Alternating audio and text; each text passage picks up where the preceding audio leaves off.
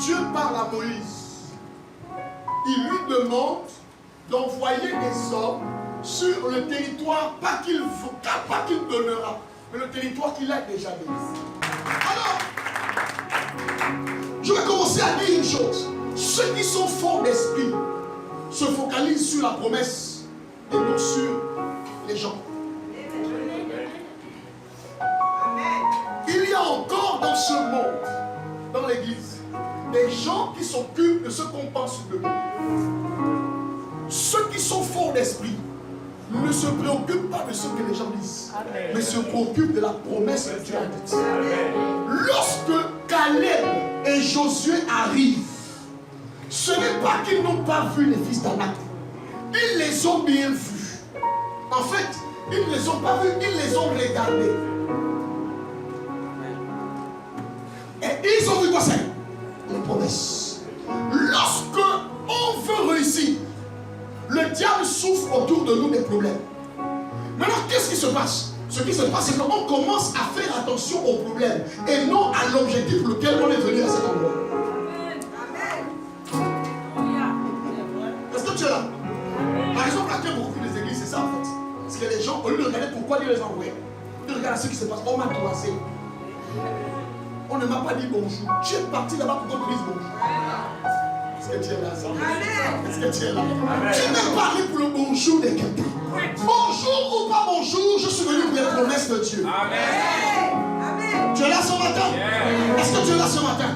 Dans ta vie, les gens parleront toujours. Amen. Mais tu dois te focaliser sur la promesse, ce que Dieu a dit.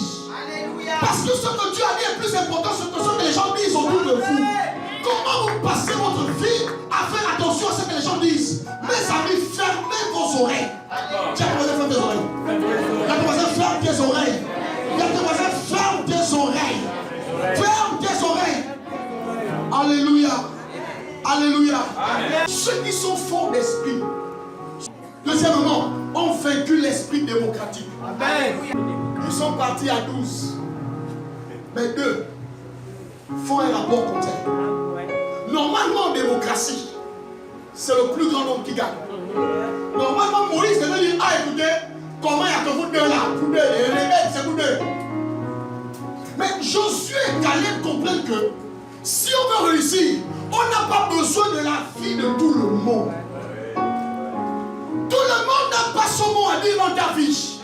Je ne comprends pas cette vie où les gens, pour faire les choses, ils doivent avoir la vie de la planète. Qu'est-ce que ma mère pense? Qu'est-ce que mon frère pense? Qu'est-ce que non? C'est pas ça. Qu'est-ce que Dieu pense? Amen. Est-ce que tu es là ce matin? Est-ce que tu es là ce matin? Amen. Tu as ton projet. Dieu t'a dit que ouvre la boutique. Qu'est-ce que Dieu pense? J'ouvre la boutique. J'ouvre la boutique. Est-ce que tu es là ce matin? Amen. Ce que Dieu pense est beaucoup plus important que ce que les gens pensent. Amen. Tu dois vaincre l'esprit démocratique. Amen. Si tu n'arrives pas à écouter David dans Goliath, normalement, si j'étais le grand frère de David, je l'aurais giflé. David, tu te prends pour qui? Nous-mêmes, les gars qui avons fait la guerre, on est là. On était en formation militaire. On est là. On n'arrive pas à se battre avec Goliath. Toi, tu es venu nous apporter la nourriture. David, je te mets d'abord une gifle de grand frère. Dépose la nourriture et va-t'en chez nous. Mais David s'en fout. La Bible déclare que quand son frère va lui parler, il va se détourner. J'aime cette phrase. Dis avec moi, je vais apprendre à me détourner. Lorsque les gens me diront des choses qui ne font pas, je veux me détourner pour me décourager. David savait que c'était une opportunité qu'il ne devait pas revenir 2 fois dans sa vie. Frère, dans la vie, il y a des opportunités qui ne reviennent pas 2 fois. Quand ça arrive, si tu ne saisis pas ça, ça ne reviendra pas. Et le plus souvent, ce genre d'opportunité, il y a tout le monde contre toi. Amen. Oh Jésus, j'avais fait ça en 72, ça n'a pas marché. Le programme, là, je dis que je suis expérimenté des programmes.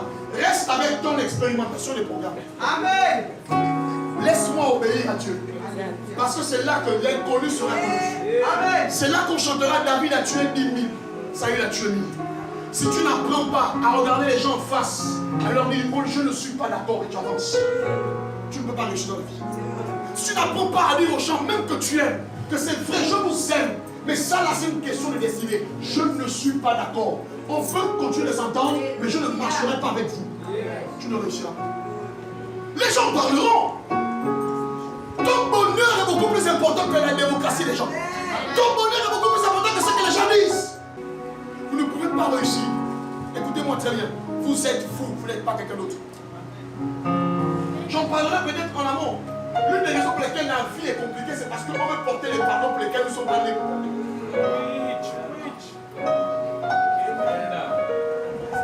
Il y a des gens qu'il faut décharger. Amen. Tu es là. Amen. Quand tu prends le taxibus derrière la prison, quand il arrive derrière la prison, tout le monde descend. Même si tu vas au trois quartiers, il descend, tu payes d'abord. Il y a des gens, il faut les décharger. Amen. Est-ce que tu es là? Amen. L'esprit démocratique, depuis que tu as ça. Et vous savez, j'ai même lu la Bible. Dieu n'est pas démocrate. La démocratie n'est pas divine. Toutes les fois où les gens ont essayé la démocratie dans la Bible, ça s'est mal passé. Demandez à Israël. La démocratie ne marche pas avec Dieu. Dieu c'est la théocratie. Dieu c'est la souveraineté. Il fait ce qu'il veut, comme il veut, quand il veut et où il veut. C'est le Dieu que je prie.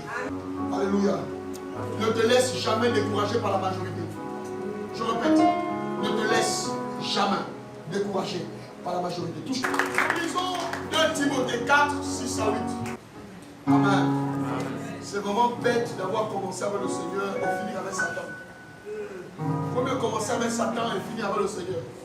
Ce serait inutile de commencer avec le Seigneur et finir avec le Seigneur. Ce n'est pas très beau à voir.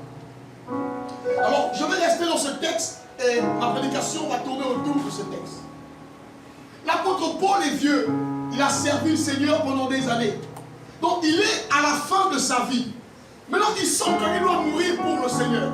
C'est pourquoi il adresse une lettre à Timothée. Une lettre d'adieu. Une lettre là où il présente à Timothée ses combats, les secrets de son ministère. Comment il a fait pour devenir l'homme qu'il est devenu. Il écrit à son fils spirituel. Donc c'est un vieillard qui écrit à un jeune homme. Un vieillard qui a marché avec Dieu qui écrit à un jeune homme qui commence à peine la marche. Écoutez-moi très bien. Donc quand un vieillard écrit à un jeune, c'est parce qu'il veut éviter que le jeune fasse les erreurs du vieux. C'est pourquoi si vous voyez les gens souffrir, comme leur mentor, comme leur père spirituel, c'est qu'il y a quelque chose que leur père spirituel n'a pas respecté. Normalement, un fils ne doit pas souffrir là où son père est passé. Donc, Paul veut éviter à Timothée la souffrance. Il va donc lui expliquer les secrets du ministère. Regarde, j'aurais même dit Paul, Timothée, mon fils, jeune, fais Esther, s'il te plaît. Si ça ne marche pas, fais Moïse. Si ça ne marche pas, fais le jeune d'Adam, s'il te plaît. Il ne parle pas de ça. Il dit pas Timothée, pour avoir l'onction, mets les pieds en haut, la tête en bas. Chaque 3 heures, lève-toi. Il dit pas ça à Timothée. Il dit pas ça à Timothée. Il ne demande pas à Timothée les tactico, mystico, spirituel, prophéticos. Paul écrit aux jeunes. Il lui montre le chemin à imiter. Il résume la vie de son ministère. Il dit Paul, il dit Timothée.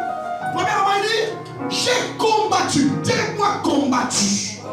Dis avec moi combattu. Paul a dit j'ai combattu. Mais il a combattu contre lui-même, contre ses peurs, contre ses faiblesses. Il a combattu contre son humanité. Il a combattu pas seulement contre lui-même, mais il a aussi combattu contre les frères, les faux frères. Dans ses épîtres, il parle d'un homme qu'on appelle le forgeron. Il m'a fait beaucoup de mal. Il parle de Démas. Démas qu'il a abandonné sur le chemin pour l'amour du monde.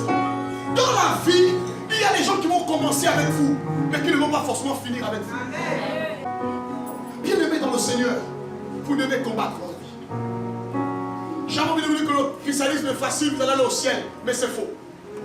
Vous devez combattre. Vous devez combattre contre certaines réalités, contre des personnes. Vous devez combattre. La vie est un combat. Et si tu es faible d'esprit, tu vas abandonner. Est-ce que tu vas acclamer le Seigneur?